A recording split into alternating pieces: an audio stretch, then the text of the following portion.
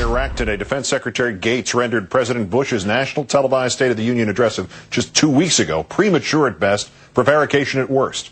In our third story tonight, Gates says that after the surge troops leave in July, the reduction of American troops will end indefinitely, bringing us right back to where we started, 130,000 Americans in harm's way right now. This despite President Bush's trumpeting the success of the surge, despite his pledge last September 13th, echoed in the State of the Union, that the principle of, quote, return on success would determine the rate of troop return.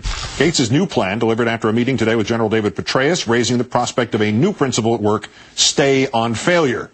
Gates declaring he wants to let the dust settle in July before determining how or whether to continue drawing down troops. His remarks coming in the same day we learned from the New York Times that the Army has kept secret for years a study that was meant to be unclassified, a study overseen by military men assessing planning for post-war Iraq and blaming some of the Army's failures on then Secretary of Defense Rumsfeld, as well as his boss, President Bush. Let's turn now to Paul Rieckhoff, founder and executive director of Iraq and Afghanistan Veterans of America, also author of Chasing Ghosts, A Soldier's Fight for America from Baghdad to Washington. Paul, as ever, much thanks for your time tonight. Good to be with you, Keith. Did the president not promise the troops last September that their success, if they got it, would yield homecomings? He did, but the president's promised a lot of things over the course of this war. And I think that what's getting lost in the sauce here, as we'd say in the military, is the fact that our military is coming apart at the seams. You know, the drawdown, we can debate over whether or not the surge has actually been a success, but one thing that's almost not even up for debate anymore is that our military is falling apart. Over 500,000 troops have been overseas more than once. Over 20,000 have actually been to Iraq more than 5 times. And we're seeing retention rates go down. Recruiting is already under tremendous stress. So we've got to ask ourselves at some point, what else are we giving up to maintain these troop levels? General Petraeus is due to give an assessment of Iraq to Congress next month. And shortly after Gates spoke today, 2 bombs went off in Baghdad. At least 20 people were killed.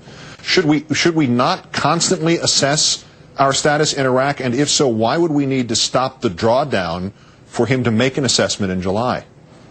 Well, I think we should be constantly reassessing, to answer your question, and I think that to even project where we're going to be in July might be a little bit premature.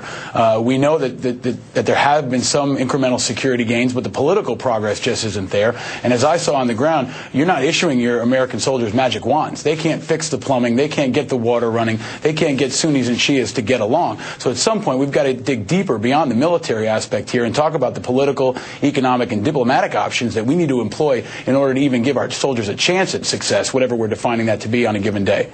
The point that you just raised, the Joint Chiefs Chairman is going to testify later this month to what you have concluded, and thousands have concluded, I'm not putting it all on your shoulders, that this war is leaving us at significant risk, that the military would not be able to respond to some new crisis, not respond fully in any event. If the president agrees to stopping the troop reductions or pausing them in Iraq, does that not make us vulnerable on every other front around the world, every one of them?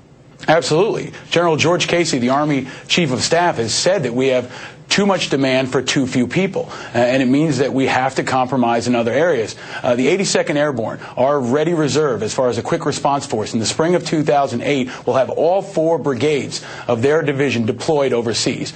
And to put this in real perspective about how we compromise our effectiveness back home, when Hurricane Katrina happened, 1/3 of the Mississippi and Louisiana National Guard were deployed overseas, and it definitely hampered our response. So what are we going to do if there is another attack on U.S. soil, if we've got to defend some other kind of enemy? We've got all our eggs in one basket, and in many ways, I would argue we're very vulnerable. Our back door is wide open. Sum this up for me, Paul. Gates is repeating what Petraeus had hinted at last week. Petraeus was hinted at what the men below him had hinted at the week before. A pause, a stop in the drawdown has been hinted at since before the State of the Union. So when the president said in the State of the Union, the troops from the surge are beginning to come home, what was he doing? I think the troops often get caught being a political football, and I think this is probably another case of that. You know, Petraeus is going to make his case, but he's only responsible for Iraq. The other military leaders at the Pentagon have got to make the global case, and I think the politicians are using troop numbers kind of as a political tool on both sides of the aisle. And anybody who thinks that Iraq isn't going to come back into the forefront of the presidential elections isn't really in touch with reality. The economy may be on the forefront, but if violence continues to go up and we have any significant increase in American casualties, this is going to be right back on the front page, and we've got to ask all the candidates, what do we do next? That's the big gorilla in the room that nobody's addressing. What specifically do we do beyond this summer? What do you not know in a minute or less from the 2 leading Democrats that you want to know on the subject?